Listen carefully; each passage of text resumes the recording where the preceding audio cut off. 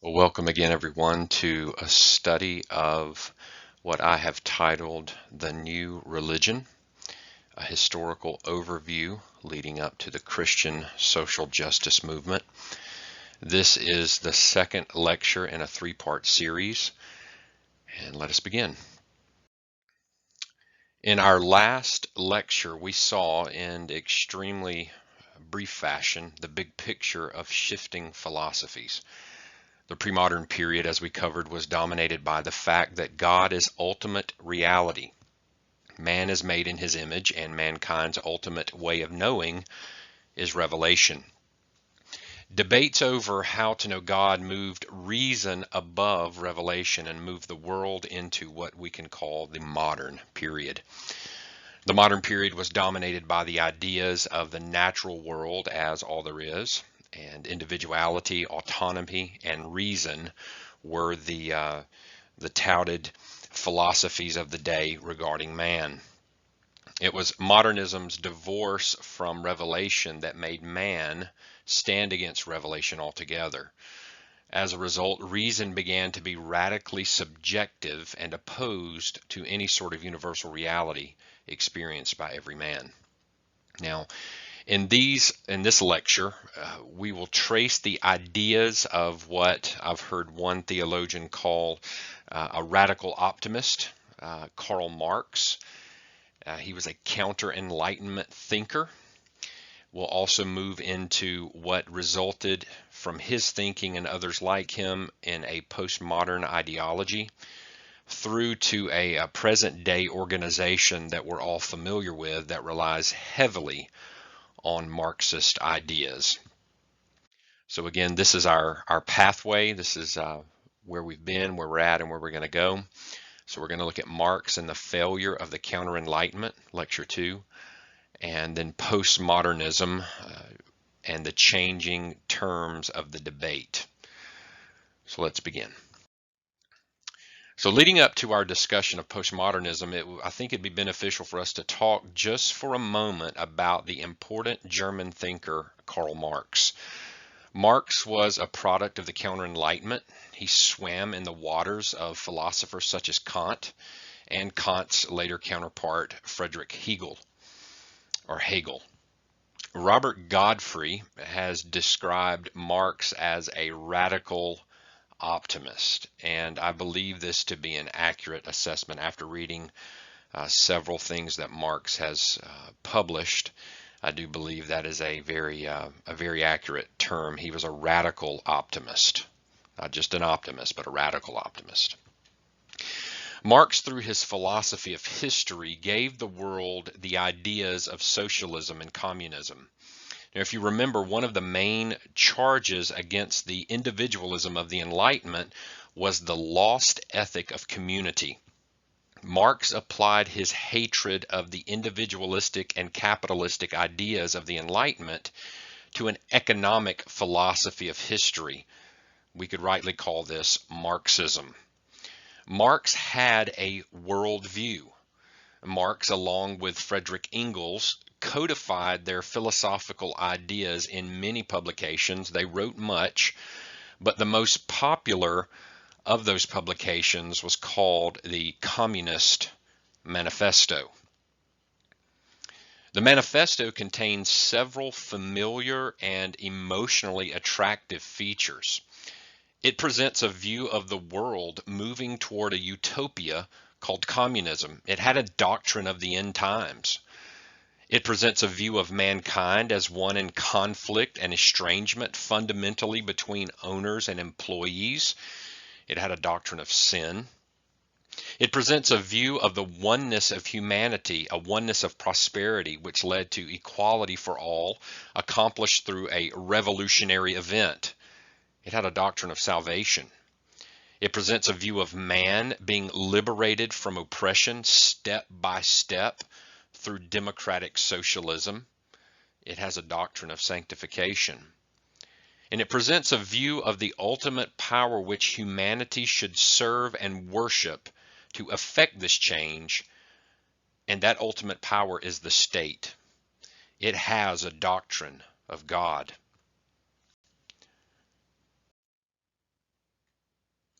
Marx was no fool.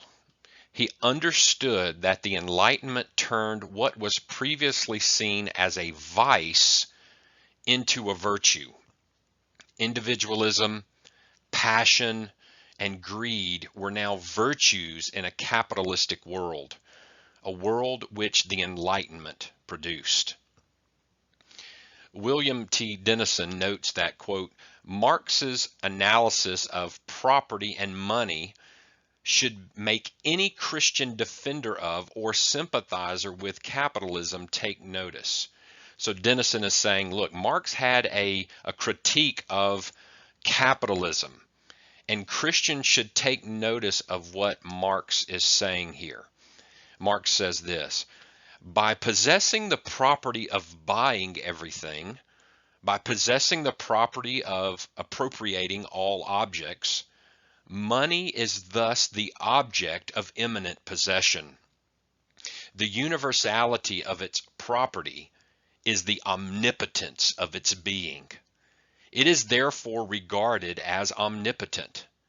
Money is the procurer or the pimp between man's need and the object, between his life and his means of life.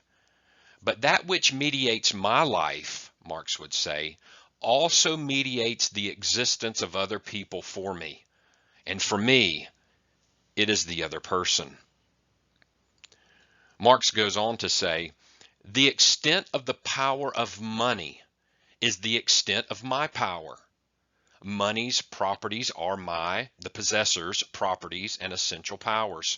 Thus, what I am and am capable of is by no means determined by my individuality. I am ugly, but I can buy for myself the most beautiful of women. Therefore, I am not ugly, for the effect of ugliness, its deterring power, is nullified by money. I, according to my individual characteristics, am lame, but money furnishes me with 24 feet. He's talking about a horse and carriage there. Therefore, I am not lame. I am bad, dishonest, unscrupulous, stupid, but money is honored, and hence good. Marx was arguing both economically, but more significantly, he was arguing morally. Many latched on to the pathos of his arguments. However, Marx's ideas failed miserably on the world stage in a very significant and horrifying fashion. Governments inspired by Marxist socialism killed over 110 million of their own people. Communist China under Mao Zedong and Soviet Russia under Stalin are two colossal examples that we must not forget. Carl Trueman observed that the popularity of Marx's ideas among the youth of our day does not summon up images of food shortages, the gulags, and I would add unbearable oppression, torture, imprisonment, and death, but it conjures up the ideals of freedom, equality, and that ever-present word, social justice. Well, the failure of socialism on the world stage economically was plain for all to see. But the socialists could not give up the argument of the moral high ground. The economic side of it failed, but they still thought they had the moral high ground. At the core of the movement was an ethic, but that ethic seemed to be destroyed by the countless deaths of those under socialistic governments. What was needed was a change in strategy, a change from economic inequality to inequalities in the areas of race and sex. This shift in strategy gave rise to the 20th century idea of cultural Marxism. What is cultural Marxism? Maybe you've never heard the term before. Cultural Marxism differs from classical Marxism in some significant ways. The widespread this widespread approach of cultural Marxism used the categories of oppressor in Marx, the factory owner, and the oppressed in Marx, classical Marxism, the factory owner, or factory worker, excuse me, and applied it to the culture as broadly as possible. So classical Marxism had the factory owner, the oppressor, versus the factory worker, the oppressed.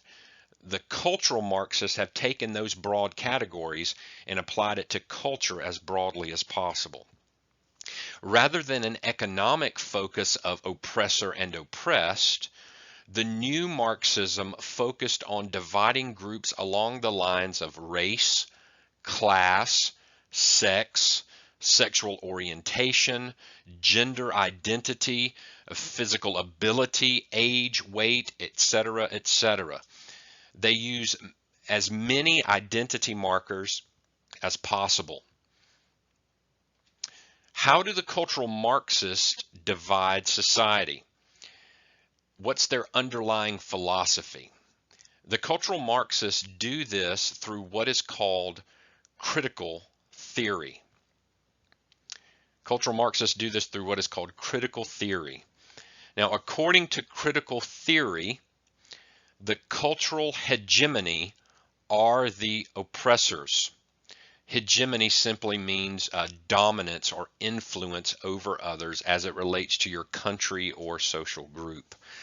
So the cultural hegemony refers to the domination of a culturally diverse society, think about America, by the ruling class who manipulate the culture of that society. They manipulate their beliefs, their explanations, their perceptions, and their values so that the imposed ruling class worldview becomes the accepted cultural norm.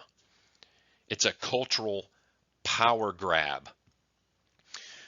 Cultural hegemony is a Marxist philosophy taught by an Italian Marxist named Antonio Gramsci.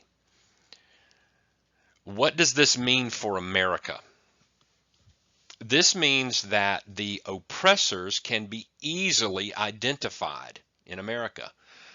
According to critical theory, the cultural hegemony are those who are white, male, heterosexual, cisgender. Now, cisgender means basically that your gender and your sex are the same.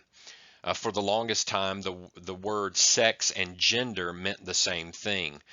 But now with a postmodern redefinition of language, sex refers to your biological makeup, male or female. Think when a baby's born and the doctor says it's a boy. And gender refers to a social construct of roles, behaviors, expressions, and identities.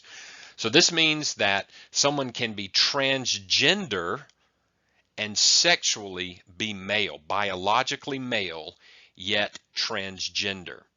Sex is a binary category, male, female. Gender is seen in the postmodern mind as fluid. It's what you make it. Remember this comes from an anti-realism approach to life in postmodern philosophy. So the cultural hegemony is white, male, heterosexual, cisgender, able-bodied, native-born Americans. So again, the cultural hegemony are the oppressors.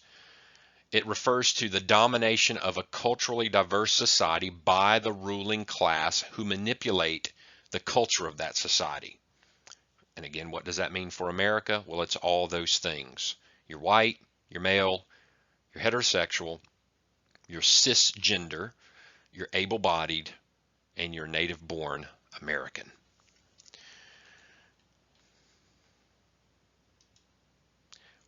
Who are the oppressed? Well, it's everyone who is not the cultural hegemony. What does that look like? It looks a little something like this.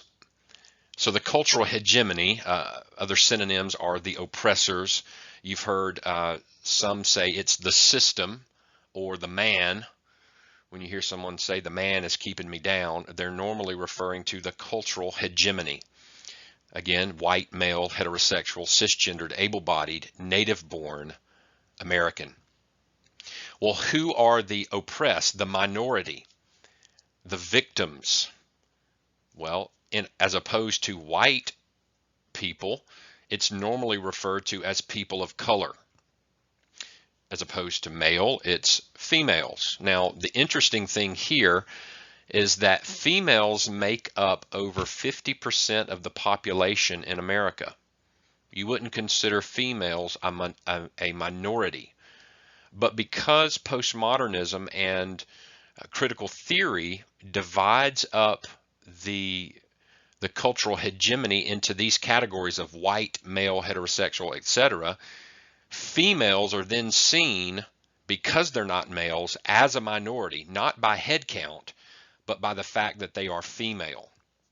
The 2010 census says that 50.8% were female, while I think it's 157 million, while 151 million were men in America. So 157 million women, 151 million men. Well, opposed to heterosexual cultural hegemony, you have the oppressed and victim category of the LGBTQIAAP group of people. That's lesbian, gay, bisexual, transgender, transsexual, queer, questioning, intersex, asexual, ally, and pansexual, or as sometimes referred to as LGBTQ+.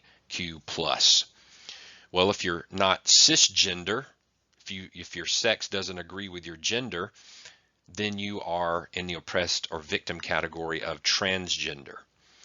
If you're not able-bodied in the cultural hegemony, you're disabled in some way. If you're not native-born, well, that would make you an immigrant. Immigrants are seen as the oppressed and victims of the cultural hegemony. In the cultural hegemony, if you're white and male and heterosexual, you are more oppressive than someone who is white, male, and homosexual. Each of these kind of add up to a tally of oppression. This means those in the cultural hegemony are privileged and everyone else is not. Privilege then comes not from hard work and personal responsibility, and even the privilege of growing up with a father and a mother in a home, but privilege largely comes from factors you cannot control. You can't control that you're white. You can't control that you're male. You can't control that you're born in America. You can't control whether or not you're born with a disability or not. The providence of God is not in question with the cultural Marxist. It's a radically atheistic outlook on life.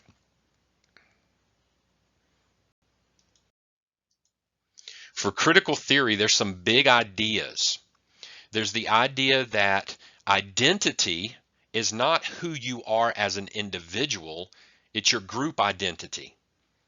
The oppressor is another idea. The oppressor subjugates the oppressed by dictating and mandating societal norms. It's a fundamental moral duty, critical theory would say, to work for the liberation of the oppressed. Lived experience, another idea, is more important than objective evidence and reason in understanding oppression. This is called standpoint epistemology. And it says that to be reasonable is to exert hegemonic power. Who are you to say that reason is better than irrationality?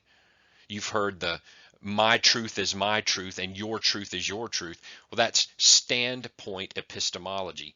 because you've lived the experience of being oppressed, you have more you have more power to tell someone about the way things are, epistemology. And for anyone to be reasonable and look at the facts, to look at evidence, is to exert hegemonic power. And who are you to say that reason is better than irrationality? Well, another idea in critical theory is that privileged groups promote their own agenda under the guise of objectivity. Facts do not matter to the oppressed. Individuals who are part of more than one oppressed group experience what the critical theorists call intersectionality. Now, what is intersectionality?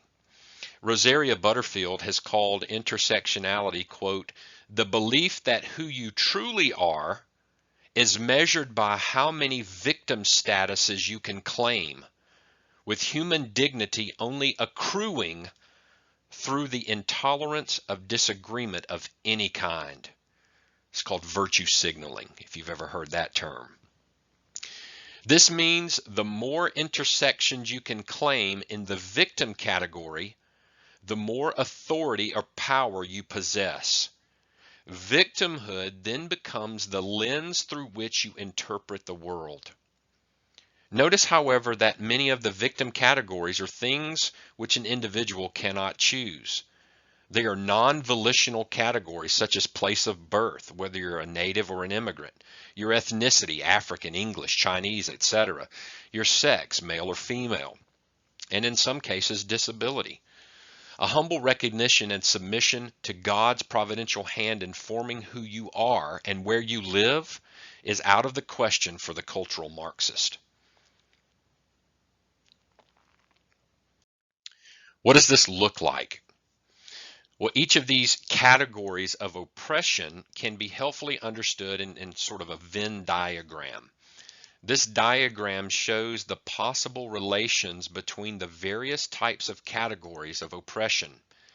The more the categories overlap, the more oppressed you are by the cultural hegemony. This means if you are black, male, and homosexual, and an immigrant, you are more oppressed than simply a black female.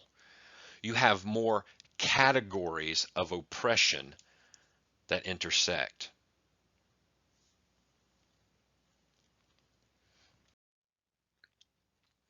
For the cultural Marxist, the switch in strategy went from workers of the world unite in economic revolt, that was the old classical Marxist, to one of hegemonic revolution. A change in the cultural hegemony was needed. Well, the question must be asked, how will the change come? You must change the key players in society for the cultural hegemony to change. Well, who are those key players in society? They are the professors. They are the judges. They are politicians. And sadly, they are pastors. In each of these areas, three important words emerge as the central strategy for overthrowing the cultural hegemony.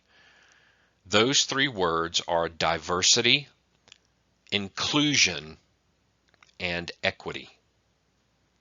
It spells out the word die. Diversity means basically this: individual and group differences regarding ethnicity, gender, sexual orientation, age, physical ability, etc. And it moves beyond tolerance of these various things to embrace and celebration. Think Christian bakers being sued for not making a cake for homosexuals, or churches that seek to hire a black pastor because the church is too white. To diversify. Inclusion. Inclusion is the mixing of diversity and equity, and we'll explain equity in just a moment. It's the mixing of diversity and equity in intellectual, social, and political life. Remember, the revolution is not economic anymore, it's cultural. This requires moving any barriers that would stand in the way of inclusion. What is equity? Equity focuses not on equality of opportunity, but equality of outcome. Simply and crudely put, a black man must make as much as a white man, no matter the qualifications or performance. Though they both have equality of opportunity, equity focuses on the equality of outcome. Fair and just treatment is not seen under the law, but based on equalizing and overturning the disparities between the cultural hegemony and the oppressed. Diversity, inclusion, and equity are three important words that emerge as a central strategy for overthrowing the cultural hegemony. Now, I'm pretty sure you've heard these words, you've seen these words before. Now, each of these terms are in service to this ever-present word that we see today called social justice. Social justice then becomes a completely separate idea from what we would understand as Christians regarding biblical justice. Now, the tricky part about defining social justice is the ambiguity of the term. And this is intentional. Remember that the decisive break from Enlightenment thinking in Kant disconnected reason from reality and introduced subjectivity. Postmodern philosophy picked up on the idea of subjectivity and materialized it in the intentionally ambiguous term social justice.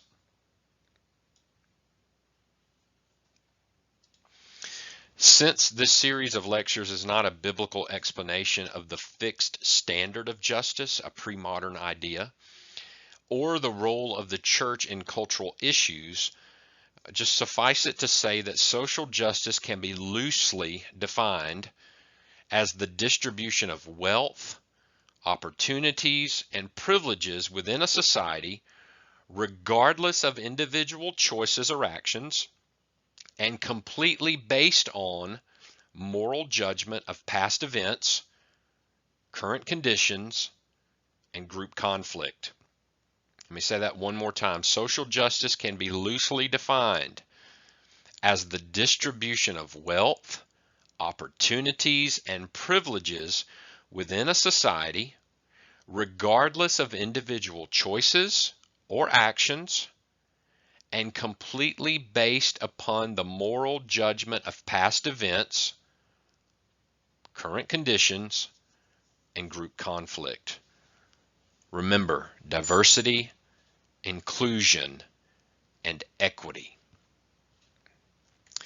This is why racism is the talking point in most discussions about disparities in justice, rather than issues such as personal responsibility, fatherless homes, crime, and overall cultural values.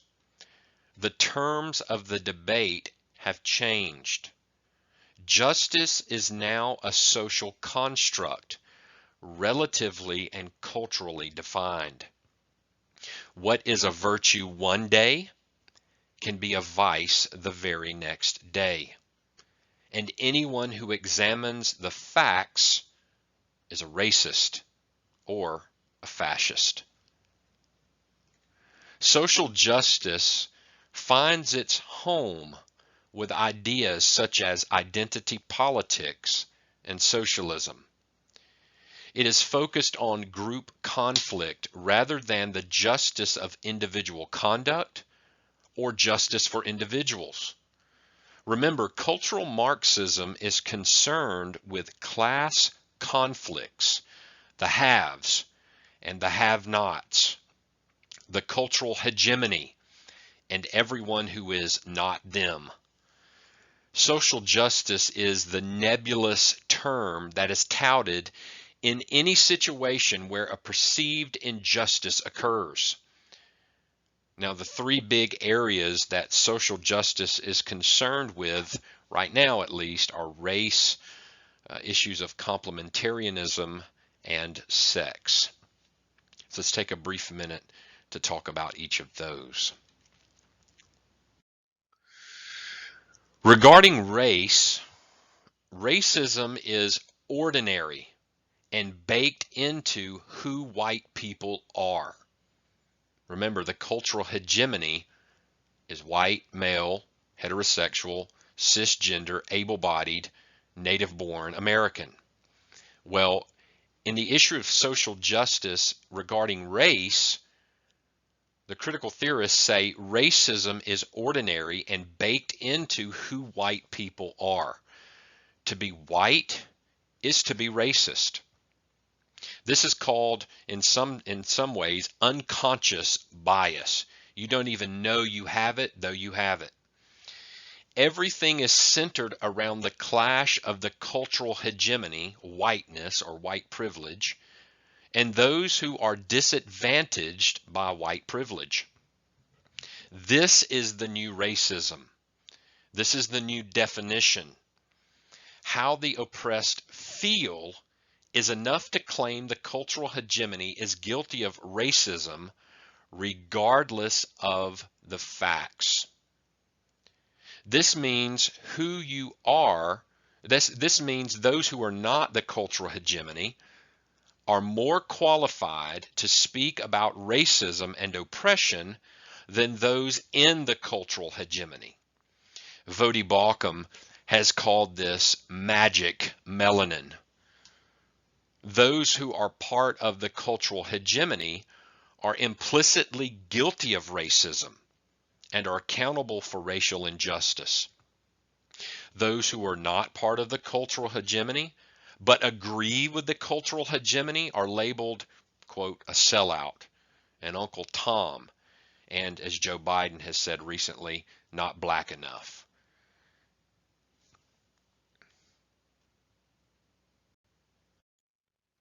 What about issues of complementarianism? Social justice stands against a, quote, patriarchal narrative that sees men in God-given leadership as a demeaning and destructive thing for women. The Me Too movement is an example in the culture, and the push for women pastors and various other things is an example in the church. That men and women are ontologically the same, we are imago Dei, both of us, yet have different God-given roles and limitations is not taken into consideration by the social justice advocates. Remember, part of the cultural hegemony is being male. Whatever that means for a society, and now the church, must be at least allowed equal authority and responsibility, and at worst, disrupted and overturned.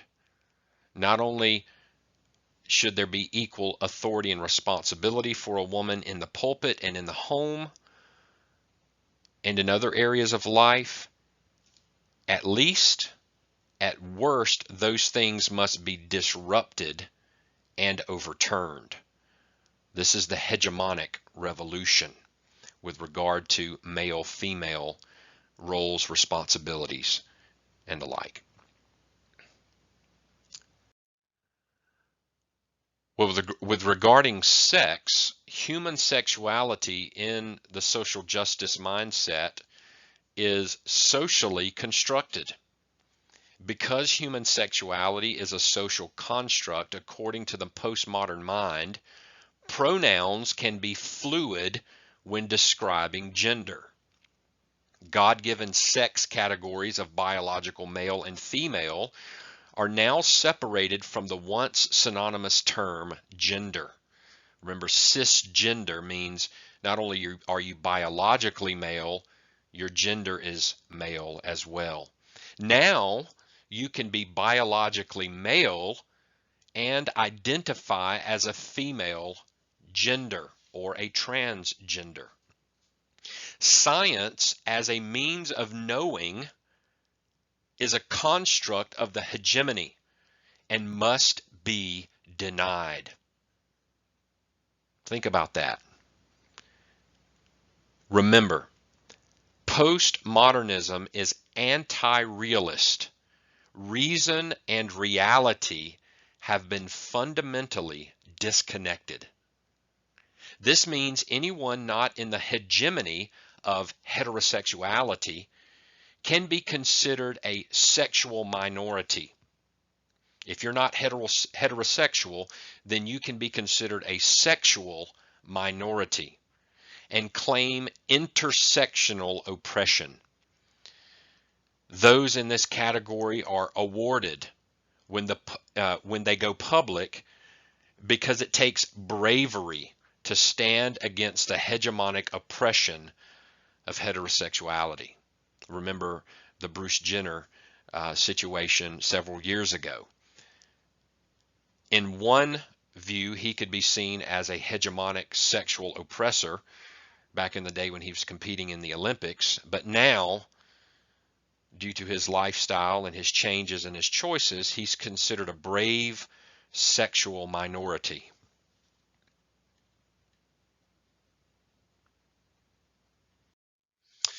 Well, this brings us to the most pointed and prominent expression of the ideas we have covered so far, the Black Lives Matter organization. You can see there the founders of Black Lives Matter, Patrisse Cullors on the left, Alicia Garza in the middle, and Opal Tometi on the right. In a 2015 interview with The Real News, co-founder Patrisse Cullors responds to an internal critique of the Black Lives Matter organization as one which needs more organization and clearer ideological framework. It was an internal discussion, I believe, that was going on about the usefulness of the organization, but that it needed more organization and a more clear ideological framework. Well, in response to this internal critique, Cullors says this: the first thing I think is that we actually do have an ideological framework. Myself and Alicia in particular are trained organizers. We are trained Marxists. We are super versed on sort of ideological theories. And I think that what we really try to do is build a movement that could be utilized by many, many black folk. The organization is specifically utilizing the categories of oppressor and oppressed from a Marxist worldview to promote their ideas. Now, taken directly from the What We Believe page on the Black Lives Matter website, these are some of the things which BLM stands, or we could say kneels. Now, I want to show you these things, and as we go through them, I want you to think back about the territory we've covered so far and think about the various categories in cultural hegemony and the oppressor, of critical theory, standpoint epistemology, social justice, and those things. One of their points is this: we are unapologetically black in our positioning. In affirming that Black Lives Matter, we need not qualify our position. To love and desire freedom and justice for ourselves is a prerequisite for wanting the same for others. We make space for transgender brothers and sisters to participate and lead. We are self-reflexive and do the work required to dismantle cisgender privilege and uplift black trans folk, especially black trans women, who continue to be disproportionately impacted by trans antagonistic violence. We build a space that affirms black women and is free from sexism, misogyny, and environments in which men are centered. We practice empathy. We engage comrades with the intent to learn about and connect with their contexts. Now, if you don't know what the word comrade means, in this context, it is a direct reference to socialist and communistic ideas. We disrupt the Western prescribed nuclear family structure requirement. So a father, a biologically male father, a biologically female mother, and their children are targeted by Black Lives Matter. We disrupt the Western prescribed nuclear family structure. When they say Western prescribed, they're talking about categories of cultural hegemony. It's a Western idea that a male, a female, have children, a father and a mother raise those children. That's what they say the nuclear family is, and they're out to disrupt it. We foster a queer affirming network.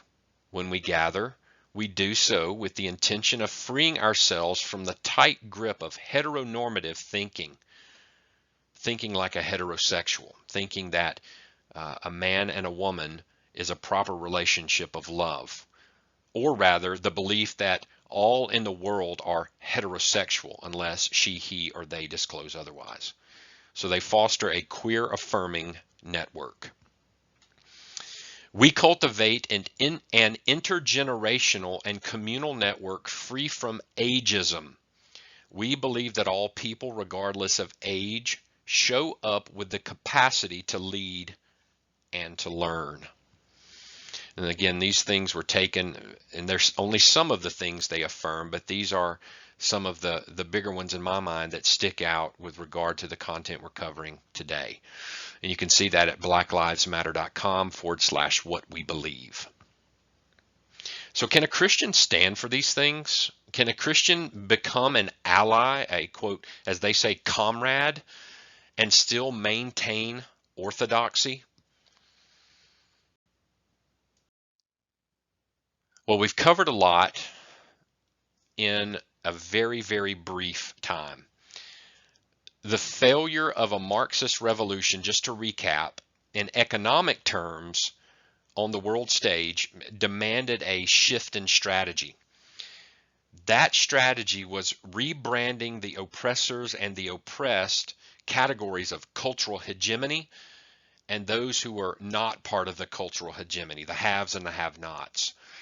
The new movement is now a cultural movement aptly branded cultural Marxism or neo-Marxism.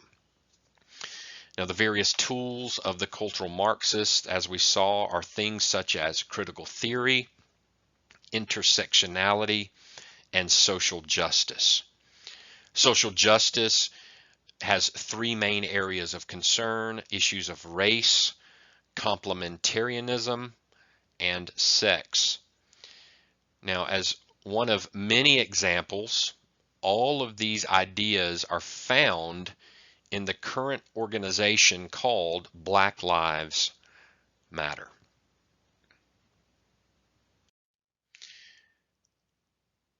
I think as Christians, we have three basic choices before us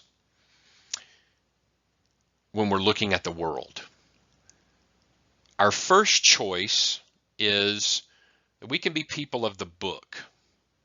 We can be people of the book.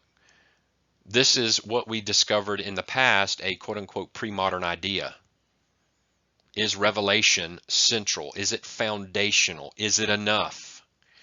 This is what I would say is orthodoxy. This is Orthodox Christianity. Our second choice is to blend the book with the world. and at best, this is heterodoxy. And our third choice is a complete capitulation to the world, which is heresy. And we've come full circle. You have to ask yourself the question and answer the question, who is going to be God and help us see the world as it is and act accordingly? Will it be critical theory, intersectionality, and social justice? Or will it be God and His holy word alone?